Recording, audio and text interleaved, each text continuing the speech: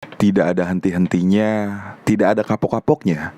Baginda selalu memanggil Abu Nawas untuk dijebak dengan berbagai pertanyaan atau tugas yang aneh-aneh. Hari ini, Abu Nawas juga dipanggil ke istana. Setelah tiba di istana, Baginda Raja menyambut Abu Nawas dengan sebuah senyuman. Akhir-akhir ini, aku sering mendapat gangguan perut. Kata tabib pribadiku, aku kena serangan angin, kata Baginda Raja memulai pembicaraan. Ampun tuanku, apa yang bisa hamba lakukan hingga hamba dipanggil? Tanya Abu Nawas. Aku hanya menginginkan engkau menangkap angin dan memenjarakannya, kata Baginda. Abu Nawas hanya diam, tak sepatah kata pun keluar dari mulutnya. Ia tidak memikirkan bagaimana cara menangkap angin, tetapi ia masih bingung bagaimana cara membuktikan bahwa yang ditangkap itu memang benar-benar angin. Karena angin tidak bisa dilihat, tidak ada benda yang lebih aneh dari angin. Tidak seperti halnya air, walaupun tidak berwarna tetapi masih bisa dilihat, sedangkan angin tidak. Halo, hai semuanya, selamat datang di Bacain Dong. Bantu channel ini berkembang dengan like, komen, subscribe, dan share. Semoga video ini bermanfaat untukmu. Selamat mendengarkan.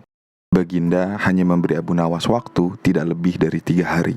Abu Nawas pulang membawa pekerjaan rumah dari Baginda Raja. Namun, Abu Nawas tidak begitu sedih karena berpikir sudah merupakan bagian dari hidupnya, bahkan merupakan suatu kebutuhan. Ia yakin bahwa dengan berpikir akan terbentang jalan keluar dari kesulitan yang sedang dihadapi. Dan dengan berpikir pula, ia yakin bisa menyumbangkan sesuatu kepada orang lain yang membutuhkan, terutama orang-orang miskin. Karena tidak jarang Abu Nawas menggondol sepundi penuh uang emas hadiah dari Baginda Raja atas kecerdikannya. Tetapi sudah 2 hari ini Abu Nawas belum juga mendapat akal untuk menangkap angin, apalagi memenjarakannya. Sedangkan besok adalah hari terakhir yang telah ditetapkan Baginda Raja. Abu Nawas hampir putus asa. Abu Nawas benar-benar tidak bisa tidur walau hanya sekejap. Mungkin sudah takdir. Kayaknya kali ini Abu Nawas harus menjalani hukuman karena gagal melaksanakan perintah Baginda. Ia berjalan gontai menuju istana. Di sela-sela kepasrahannya kepada takdir, ia ingat sesuatu, yaitu Aladin dan lampu wasiatnya. Bukankah jin itu tidak terlihat? Abu Nawas bertanya kepada diri sendiri. Ia berjingkrak girang dan segera berlari pulang. Sesampai di rumah, ia secepat mungkin menyiapkan segala sesuatu, kemudian menuju istana. Di pintu gerbang istana, Abu Nawas langsung dipersilakan masuk oleh para pengawal karena Baginda sedang menunggu kehadirannya.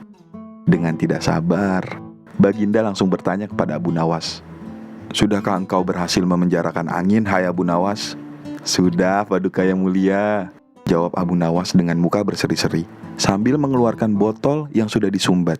Kemudian Abu Nawas menyerahkan botol itu. Baginda menimang-nimang botol itu. Mana angin itu, hai Abu Nawas? Tanya Baginda. Di dalam, tuanku yang mulia, jawab Abu Nawas penuh takzim. Aku tak melihat apa-apa, kata Baginda Raja. Ampun tuanku, memang angin tak bisa dilihat. Tetapi bila Paduka ingin tahu angin, tutup botol itu harus dibuka terlebih dahulu, kata Abu Nawas menjelaskan. Setelah tutup botol dibuka, Baginda mencium bau busuk, bau kentut yang begitu menyengat hidung. Bau apa ini, hai Abu Nawas? Tanya Baginda marah. Ampun tuanku yang mulia, tadi hamba buang angin dan hamba masukkan ke dalam botol. Karena hamba takut angin yang hamba buang itu keluar, maka hamba memenjarakannya dengan cara menyumbat mulut botol, kata Abu Nawas ketakutan. Tetapi Baginda tidak jadi marah karena penjelasan Abu Nawas memang masuk akal. Dan untuk kesekian kali, Abu Nawas selamat.